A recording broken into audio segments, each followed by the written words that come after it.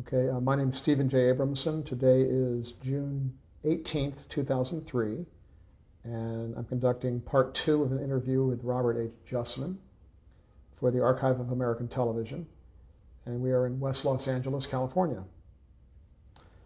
So, Bob, we'll pick up with Desilu, and there were some pilots that you were involved with at Desilu in the mid-'60s. Can you tell us about them?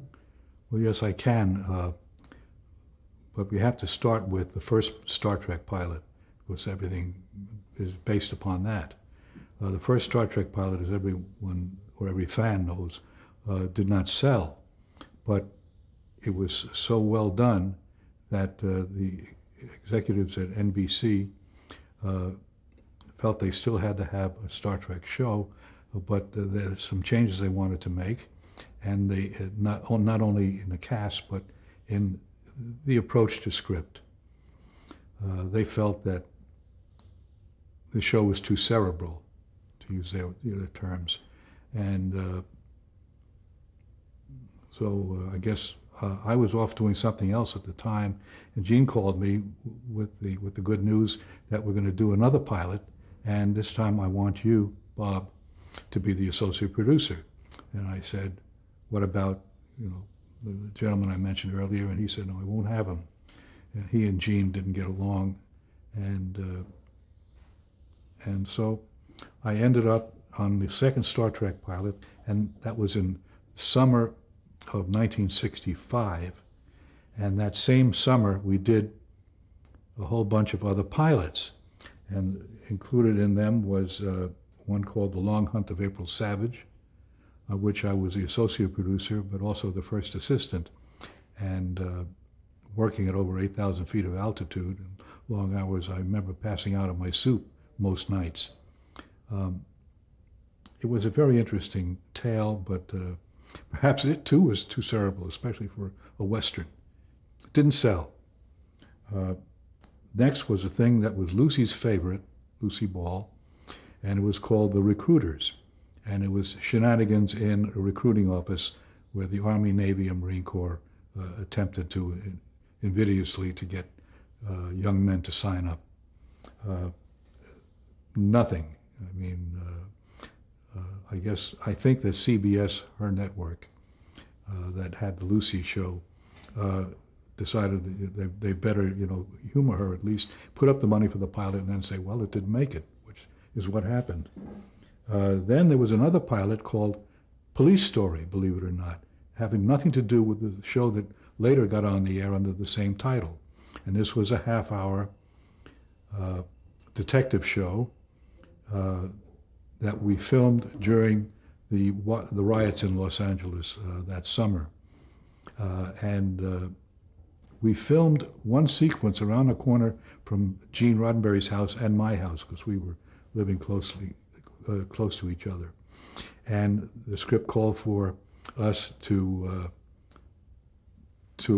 torch a police car and have it explode in the middle of this really high-class neighborhood. And of course everybody so we were going to shoot this in this high-class neighborhood, which we did. And the neighbors all got frightened and tried to get police help, which of course was not forthcoming because they were busy elsewhere. So that was that for a Police Story. It did have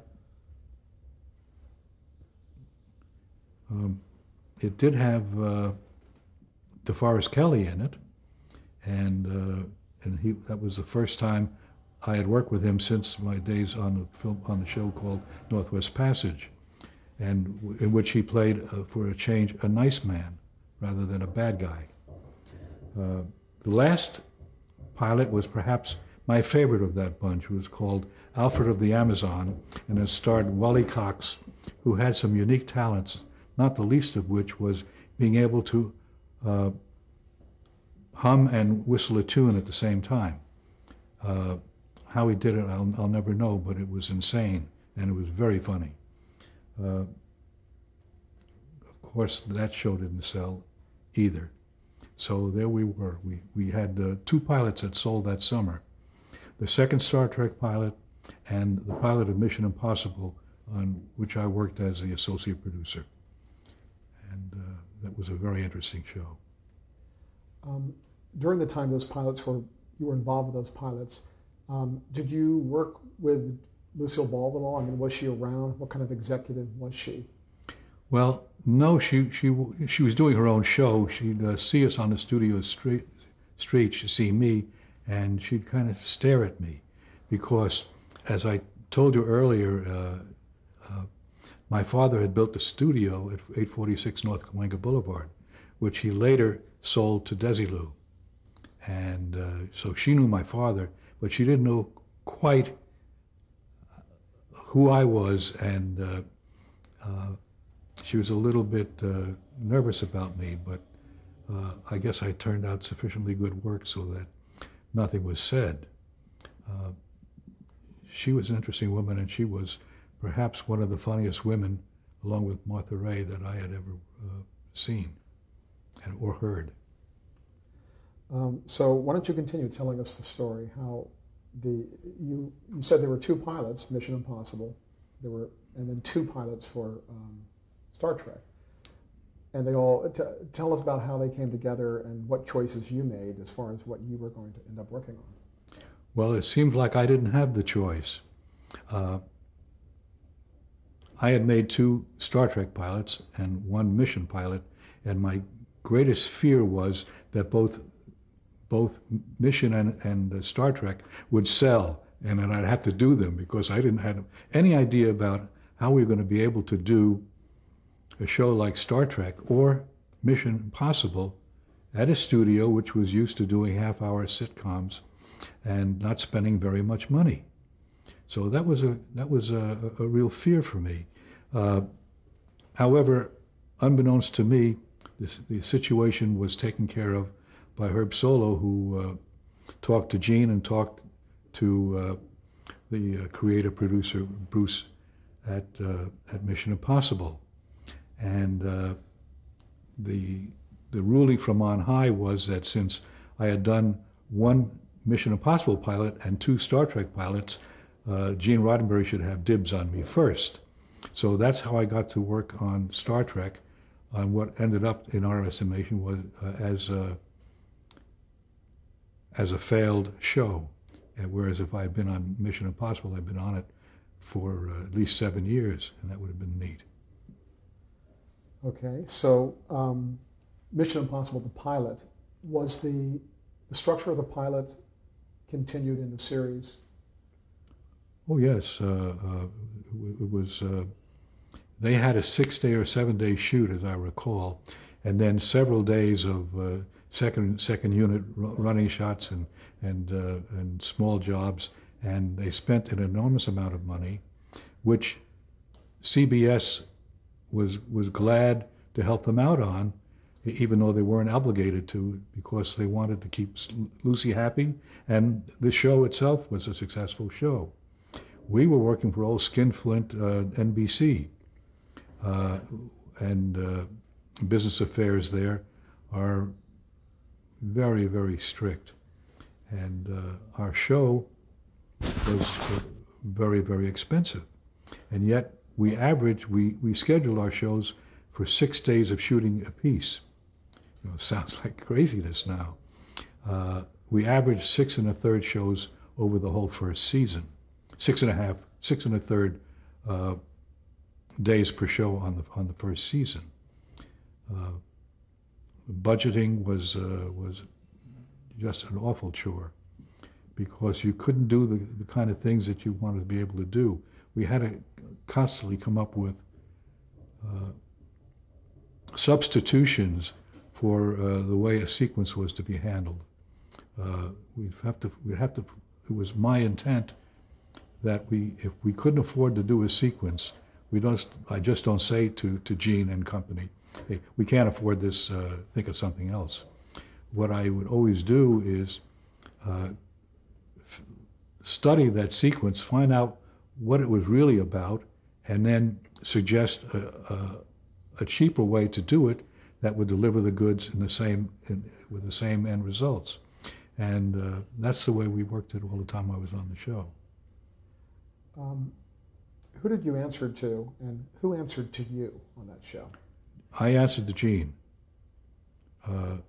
Everyone else on the production, with the exception of John D.F. Black, who was the associate producer, writer kind of person, everyone else answered to me. But Gene was the overall boss, and he did try to do more than was humanly possible that first season. Not only the writing of the show, but doing the editing, doing the spotting the sound effects and music, doing the dub, et cetera, et cetera, et cetera. Until finally I took everything over, and we worked out a system whereby Gene would view the director's first cut, the rough cut of the film, and make his suggestions and then go away, and I would work with the editors from there on. And when we had it in the shape we thought was acceptable, we would run it for Gene, and he would have a few more corrections, and that was it. And we duped the show that very night by duping, I mean, making a black and white copy, or black and white copies, so that we could spot the sound effects where they fit and the music cues. And then I would hire the composer and spot music with him, and spot the sound effects with the sound effects crew, and bring it all together on the dubbing stage. Once that was done, I'd go and work with the lab and get a color-corrected print. And once it was accepted by us and then by NBC, we would go to striking release prints, and that show would be in the can. Can you talk a little bit about Gene Roddenberry's vision at the beginning, and maybe a little more specifically about why there were two pilots? That is, what you said there was network involvement, but what happened that was added or done in the second pilot that pleased the network, and was that true to Gene Roddenberry's vision? And did he give you a clear vision of what the series would be? Yes, although I must say it was apparent to me upon reading the first pilot, reading the script. What the network found in all its wisdom was that the show was too not only cerebral but sexual, and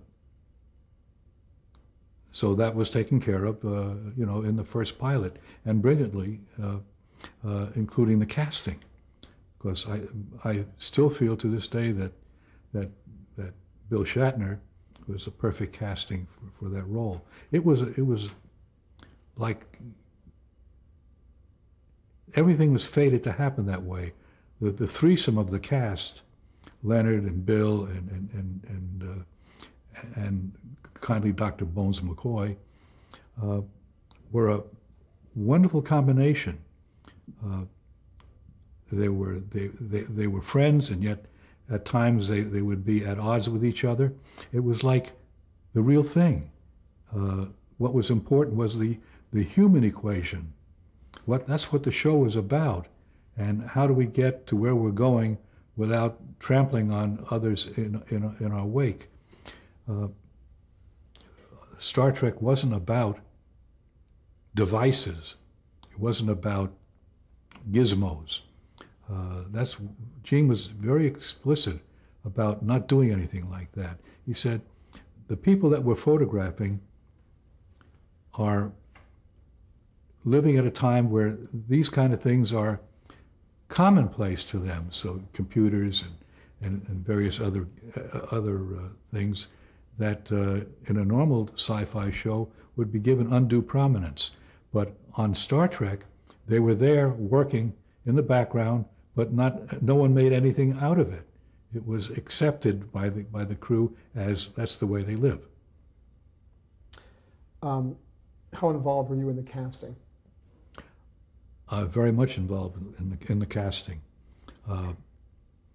that is, once the second pilot was over, and we started preparing, I became involved in everything on the show, and I had made myself a pledge that I would grab off every duty that was available if no one else spoke up for it, and that's what I did. But casting was extremely important. In fact, in my mind, casting is everything. Casting in television, casting is everything. No matter how good your pilot is, your script, whatever, if the actors can bring believability to the role that they're doing, it's all over. It doesn't go. What about the original three, though? Were you involved with either suggesting or backing, or talking to Gene about hiring them? In terms of... Well, I didn't have anything to do with the casting in the first pilot. In the second pilot, very little. But in the episodes, I was at every important reading, and of course Gene was there too. When Gene Kuhn came aboard the series as the writer-producer, and Gene Roddenberry moved up to exec producer, Gene Kuhn attended the more important readings by cast. Hopefully, will get hired cast members, and there's a tale that I recall. It just came back to me, where we needed to find some twins so that we could, by means of split screen, multiply them and do a show called I, Mud. Our casting director happened to be on Hollywood Boulevard, and he found a pair of twins up there who had a pet wildcat. And so he brought them to the studio to meet Gene Kuhn, and Gene Roddenberry wasn't available at the time. So I was in there to help cast the show. And these girls,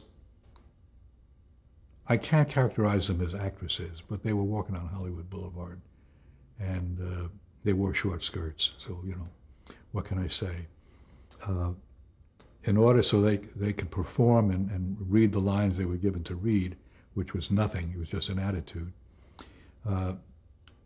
Gene Kuhn volunteered to hold the pet wildcat. I don't know if you ever held a pet wildcat, but when they want to go somewhere, you're better off letting them go because they have sharp talons.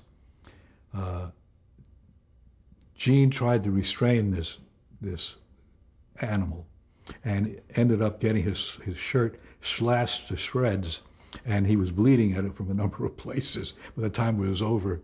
And unfortunately, the girls didn't make the starting gate, and we had to send our casting director, Joe DiAugusta, out for more candidates, which we did find.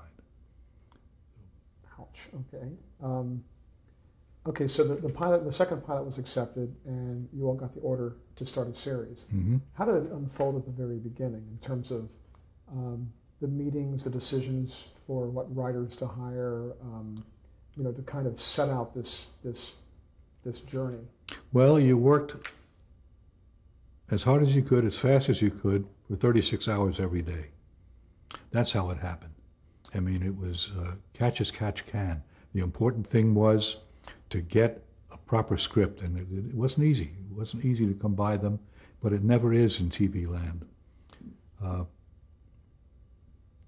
We worked extremely hard. We had, I don't know if whoever is viewing this production has any idea of what it takes to get an approved script for filming, but to break it down very quickly, you hire a freelance writer if this thing is not being written in-house, and most of our stuff was not written in-house.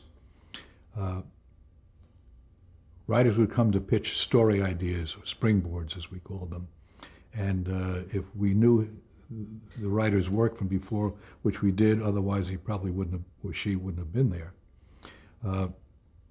they had to then go out and come back for the first step of the first story outline. which we would dissect and call the writer in and send him home with our notes, and he would thereupon deliver the second try at the story. Now we took it and we rewrote parts of it ourselves, not me, but Gene and/or Gene Kuhn and/or John D.F. Black, depending upon what time of the year it was. We would do some rewriting on it before we sent it to NBC, who perceived it as the first draft story outline. And then they had their suggestions to make, which we had to take care of. We also had to send a copy to Broadcast Standards, which freely translated is the censor. And so we would get separate notes from Broadcast Standards, which we also had to incorporate, and therein lay some give and take and some, I wouldn't call it battle, but we felt as if we were right, they were wrong, always. So we now had back an annotated story outline from NBC with make these fixes, and we sent the writer home with this, together with our suggestions, and he would write the first draft teleplay. Now, if we weren't satisfied with the work, we could cut him off after story. If we weren't satisfied with the first draft teleplay, we'd cut him we'd cut him off and either put someone else on the project, or have it fixed in house. He would come back then with the first draft teleplay, and the same routine.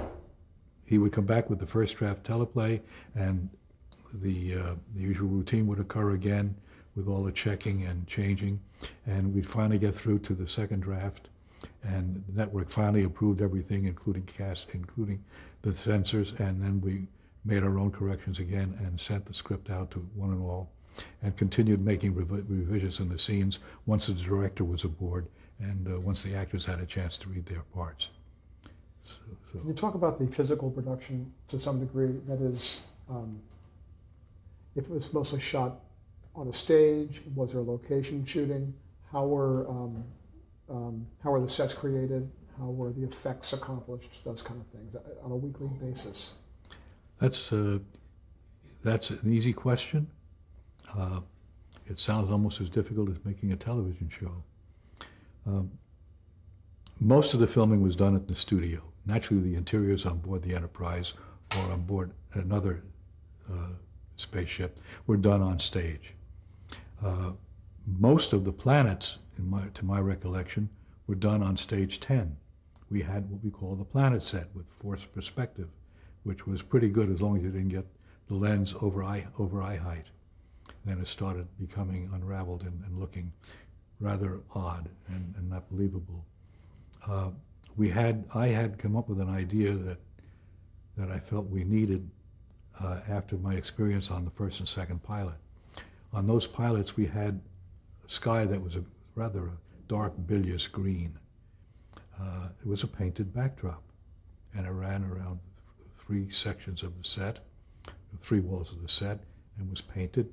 And it took a long time to paint the thing, and it took not even longer, but it took a long time to light that son of a gun. And that wasn't going to work for us. We'd still be shooting the first episode as I sit here with you. What I thought of was to hang a neutral, what we call a neutral cyclorama, which is made of canvas and stretched tight around 3 sides of the stage. And then we lit that cyc with colored lights. And they would call me down the day before we started the individual episode and say, "What color is it this week, Bob?" And knowing the script and knowing what kind of a show it was, I'd come up with, I'd say, kind of a reddish orange, or I like purple, or green, or once in a while, never blue, as I recall. But then we never had blue skies in Los Angeles either. They were usually gray and smoggy.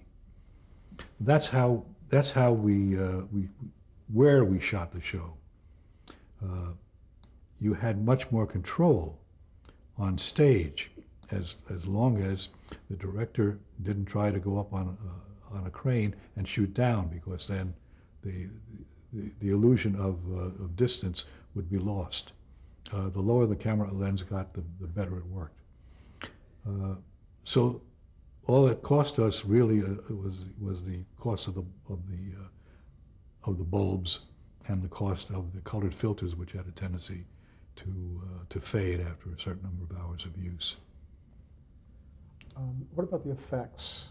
Of course, the famous, beaming up effect and departicleizing and all of that. And then also talk about the props to some degree. How were the props created? Communicators and all the devices that have become kind of phaser guns that have been sort of embraced by the fans. Well, the phaser pistol was designed by Matt Jeffries, the art director, as I recall. It was not the studio wanted to manufacture them for the show, but their work was shoddy and not really usable. But I had worked with a gentleman on The Outer Limits whose name was Hua Chang, who was a sculptor and an artist, and with whom I spoke maybe a week or two ago. He lives up in Carmel Valley, and he's retired and has been for quite a while. He built the communicators and the pistols for us, and there was a bit of a problem with that because he wasn't in a union. So the union got in the act and said, you can't have these things because you have to be a member of the union in order to do business. And we said, but you won't let him in the union. And so that's tough, So it was the catch-22. Yes, you could have it if you're if you're union, but no, you can't join the union. We ended up with. I came up with the brilliant idea of. Hua Chang brought him in, and I bought him, and that's how it happened. We bought those props. The scanner, the various scanners, depended upon what the function was. But I remember one was kind of like a salt shaker, but it was battery powered, and it would kind of zzz, and it would work. The props were mainly inventions. Please understand that when you do a normal show, you can obtain what you need in the Hollywood community. You can rent furniture, you can rent or purchase props, you can get drapes, you can do many things. But when you do a show like Star Trek, everything that is shown on the screen has to be thought of first, then designed, then constructed so it could be used. And it was quite a task to do that, especially on an episodic budget, the sort of which we had. It was a very, very difficult situation.